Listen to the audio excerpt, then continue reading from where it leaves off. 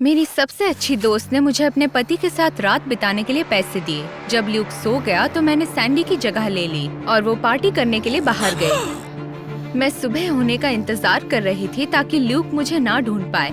ये सब मैं अपने बच्चों के लिए कर रही थी। आमतौर पर वो गहरी नींद में सोता था, लेकिन उस रात वो जाग गया।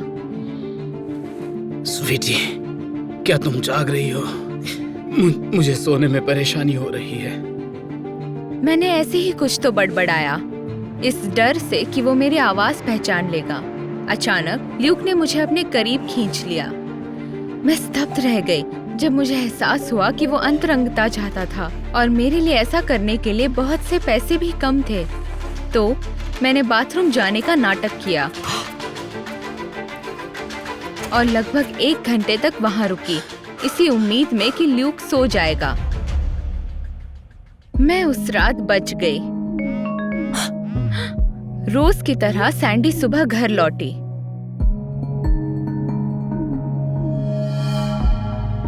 मैं ल्यूक के जागने से पहले जाना चाहती थी, लेकिन उसने मुझे रोक लिया और उसने मुझे अपने अफेयर्स के बारे में बताया। लॉरी, पार्टी में न जाकर तुम बहुत कुछ खो रही हो। वहाँ के डीजे काफी हॉट होते हैं। साथ ही मुझे हर दिन एक नए से जुड़ने का मौका मिलता है। अचानक ल्यूक, जो हमारी आवाजों से जाग गया था, अंदर आ गया। लॉरी, तुम इतने जल्दी यहाँ क्या कर रही हो? मैं घबरा गई थी और समझ नहीं पा रही थी कि क्या कहूँ। सौभाग्य से सैंडी ने मुझे बचा लिया। हमारी अकेली माँ पूरी रात पार्टी कर रही थी हनी। वो बहुत बहक गई कि अपना रास्ता भूल गई और हमारे पास आ गई। शायद ऐसी ही किसी गलती के कारण उसके पति ने उसे छोड़ दिया हो। ये साफ था कि ल्यूक ये सुनकर ठीक नहीं था। फिर भी सैंडी मेरे पागलपन पर खूब हंसती रही कि वह उस पर विश्वास करता था। मैं जाने के लिए भागी, लेकिन उसने मुझे पकड़ लिया, मुझे ये बताने के लिए कि मुझे हर रात ल्यूक के साथ सोना होगा। इस महीने पार्टी फेस्टिवल है, मैं कुछ भी मिस नहीं कर सकती। मैं ना कहना चाहती थी क्योंकि मेरी नौकरी वेट्रेस के रूप में थी और मेरे बॉस लगातार मेरी नींद को नोटिस कर रहे थे। मैं तुम्हें दुगने पैसे दूंगी और कौन तुम्हें इतना देगा? मुझे हमेशा एक और स्लीपिंग ब्यूटी मिल सकती है। मुझे सच में अपने बेटों के लिए पैसों की जरूरत थी, तो मैं मजबूरी में सहमत हो गई।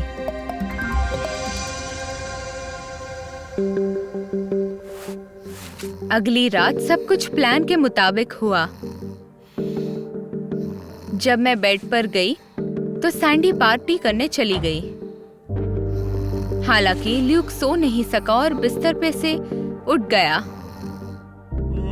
फिर वो वीकेंड बारबेक्यू के बारे में बात करने लगे।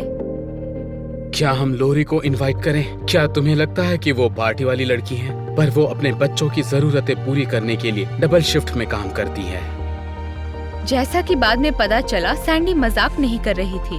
जब मैं उसकी मदद कर रही थी तो वो हर बार मुझ पर लांछन लगाती थी। ये पीठ में खंजर घोंपने जैसा था और मैंने डील तोड़ने का फैसला किया।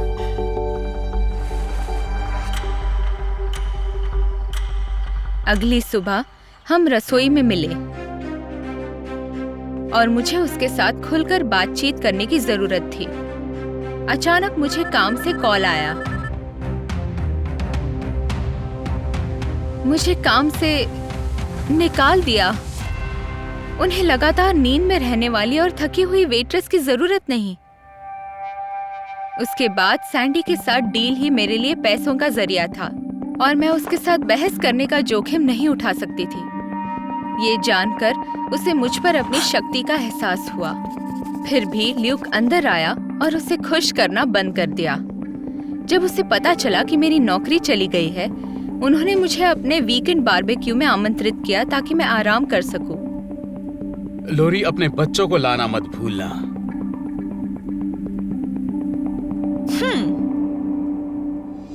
उसने मुझे और बच्चों को अपनी कार में बिठाया।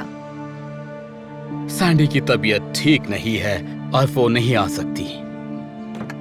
उसी वक्त मुझे अपनी एक दोस्त का मैसेज आया।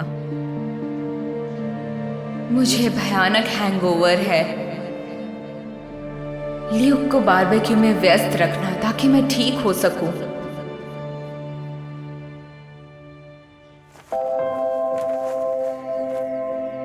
मैंने फिर से उसकी मदद की और हमने ल्यूक के साथ बहुत अच्छा समय बिताया। शाम के अंत तक उसने मुझे चौंका दिया। मेरा सपना है कि सैंडी के और मेरे बच्चे हो। हम कोशिश कर रहे हैं लेकिन हमें सफलता नहीं मिल रही। मुझे उसकी बातों से बहुत आश्चर्य हुआ। आखिरकार मुझे पता था कि वो ल्यूक से प्यार नहीं करती थी और उसे बस पैसों से मतलब था। शायद मैंने सैंडी के बारे में उससे भी बुरा सोचा जितना मुझे सोचना चाहिए था। जब हम घर वापस आए तो वो पहले से बेहतर महसूस कर रही थी।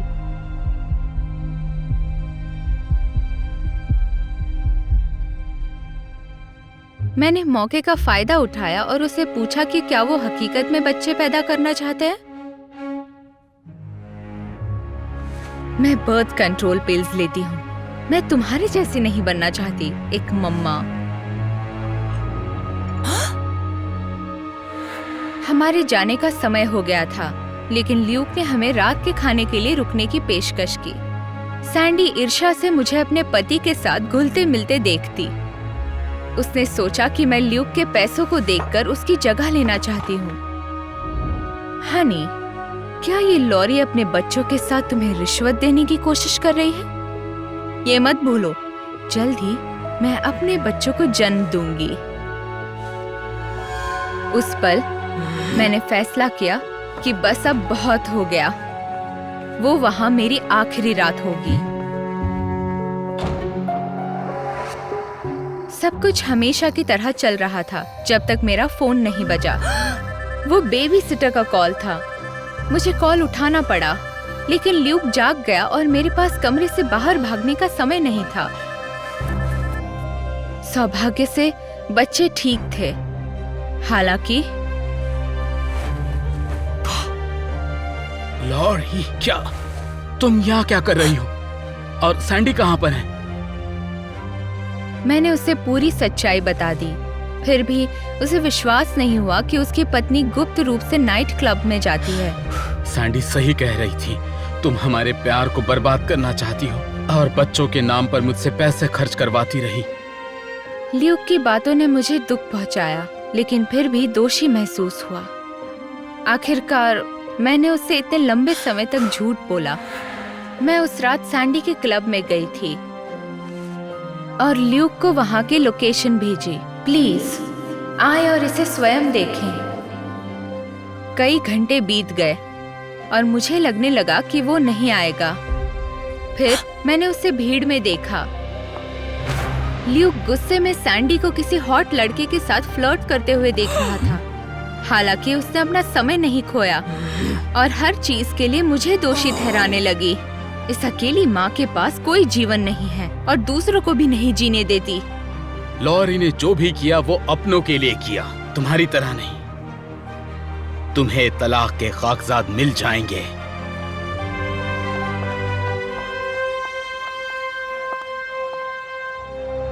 हम क्लब से निकल गए और मैं घर जाने ही वाली थी जब ल्यूक ने धीरे से मेरा हाथ पकड़ लिया। रही बात जॉब की, तो मेरी कंपनी में एम्प्लॉयज की जरूरत है। फ्लेक्सिबल आवर्स और सैलरी सिंगल मदर के लिए काफी है ना? मैं इतनी खुश हुई कि मैं तुरंत सहमत हो गई। ल्यूक ने मुझे और मेरे परिवार को सपोर्ट किया और थोड़ी देर बाद उसने इसका हिस्सा बनने के लिए कहा। मेरे बेटों को आखिरकार एक पिता मिल गया और हमने एक नया और खुशहाल जीवन शुरू किया, झूठ और धोखे के बिना। क्योंकि झूठ कभी भी प्यार को मजबूत नहीं बनाता, उसे सिर्फ नष्ट करता है।